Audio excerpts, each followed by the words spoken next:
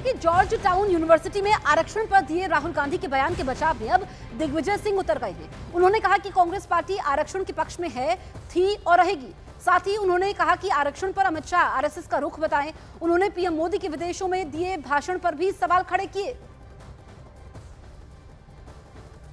बड़ी जानकारी आप तक पहुंचा रहे हैं अमेरिका के जॉर्ज टाउन यूनिवर्सिटी में आरक्षण पर दिए राहुल गांधी के बयान के बचाव में दिग्विजय सिंह उतर आए हैं। कांग्रेस पार्टी आरक्षण के पक्ष में है, थी और रहेगी, ये दिग्विजय सिंह ने बयान दिया। उन्होंने आरएसएस का रुख साफ करने के लिए कहा है कि अमित शाह को बताना होगा कि आरक्षण पर आरएसएस क्या सोचती है। दिग्विजय सिंह जी, राहुल गांधी विदेश गए हैं, अमेरिका गए हैं और उनके बयानों पर देश में बड़ी हलचल है। अमित शाह ने कहा है कि राहुल गांधी देश तोड़ने वाली ताकतों के साथ हमेशा खड़े दिखते हैं। मुझे आश्चर्य इस बात का है कि वे आरक्षण को समाप्त करने के बारे में एक आरोप लगा रहे हैं। जब तक भारतीय संविधान है और जब तक पूरे देश के अनुसूचित जनजाति पिछड़ा वर्ग के लोगों को पूरी हिस्सेदारी बराबर नहीं मिलती है, तब तक कांग्रेस पार्टी आरक्षण का समर्थन करती थी, है और रहेगी। मैं माननीय गृह मंत्री से अनुरोध करूंगा कि वे थोड़ी बहुत चर्चा हमारे आरएसएस के सरसंघचालक महोदय मोहन भागवत जी से चर्चा कर लें कि वे आरक्षण के समर्थक हैं कि नहीं हैं। बीजेपी नेता जमयांग सेरिंग नांग्याल ने राहुल गांधी पर निशाना साधा। कहा, राहुल गांधी हमेशा विदेश में जाकर भारत को बदनाम करने की कोशिश करते हैं। कांग्रेस के समय में जमीन चीन को दी गई, राहुल गांधी चीन के प्रवक्ता बने घूम रहे हैं। तो वहीं कैलाश विजयवर्गीय ने आरोप लगाया कि राहुल गांधी विदेश में भारत को नीचा दिखाने की कोशिश कर रहे हैं।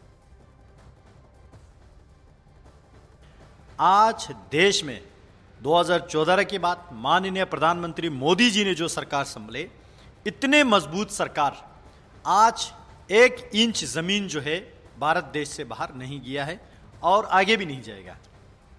ये बार बार दोहराते हुए देश के प्रधानमंत्री जी ने कहा, देश के जितने भी हमारे इंडियन आर्मी के ऑफिसर से सभी लोगों ने कहा और लद्दाख में रहने वाले देश के जनता ने भी कहा। तीनों ने कहने के बाद भी राहुल गांधी को यकीन नहीं हो रहा है। मैं तो कहना चाहूँगा, राहुल गांधी हमेशा चीन के बायनोकुलर से देखते हैं और चीन के स्पोक पर्सन बने फिरते हैं विदेशों में।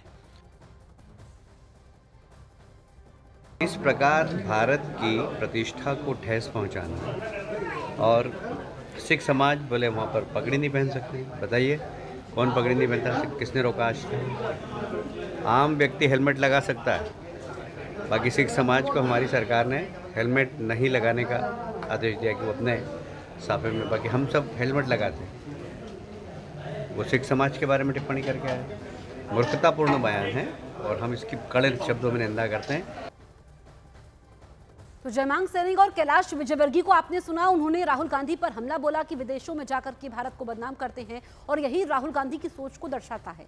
दरअसल बीजेपी ने कहा कि कांग्रेस के खून में आपातकाल वाली तानाशाही है, इसलिए राहुल गांधी विदेश में इस तरह की बयानबाजी कर रहे हैं।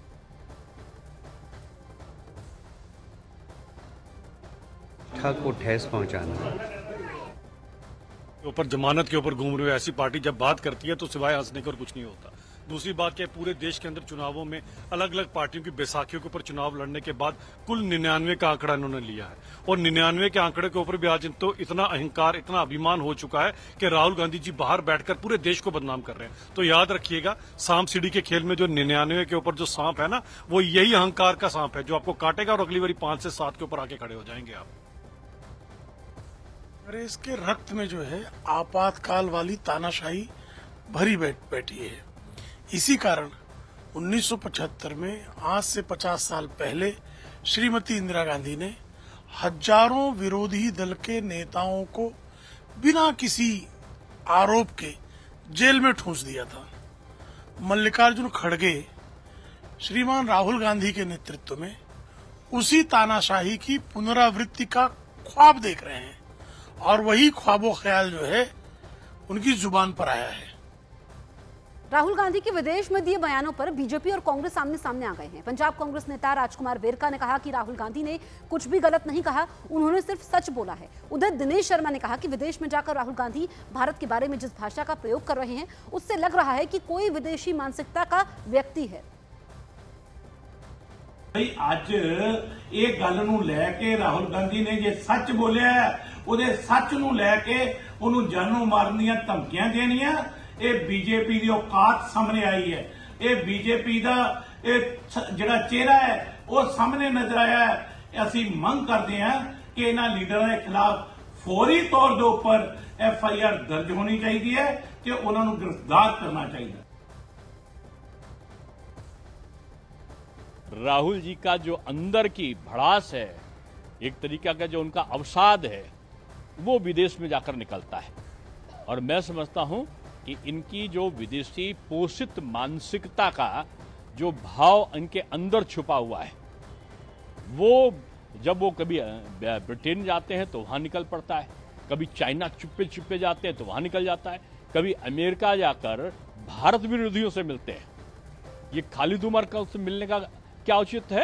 एक ऐसे सांसद से आप मिल रहे हो अमेरिका के, जो भारत के खिलाफ जहर उगलता है और पाकिस्तान का गुणगान करता है, उसके साथ आप गलबहियां मिला रहे हो, आप उनके साथ चाय पी रहे हो। राहुल जी, कुछ तो भारत की अस्मिता का ख्याल करो। न्यूज़ 18 इंडिया चौपाल, एक ऐसा मंच जहां जब जब बात निकलेगी तो सिर्फ दूर तक नहीं बल्कि दुनिया के कोने कोने में जाएगी, क्योंकि इस बार बात होगी भारत के वैश्विक महाशक्ति बनने के लक्ष्य पर। सरकार, समाज, सेलिब्रिटी और स्पोर्ट्स स्टार्स के साथ न्यूज़ 18 इंडिया चौपाल देखिए सिर्फ न्यूज़ 18 इंडिया पर।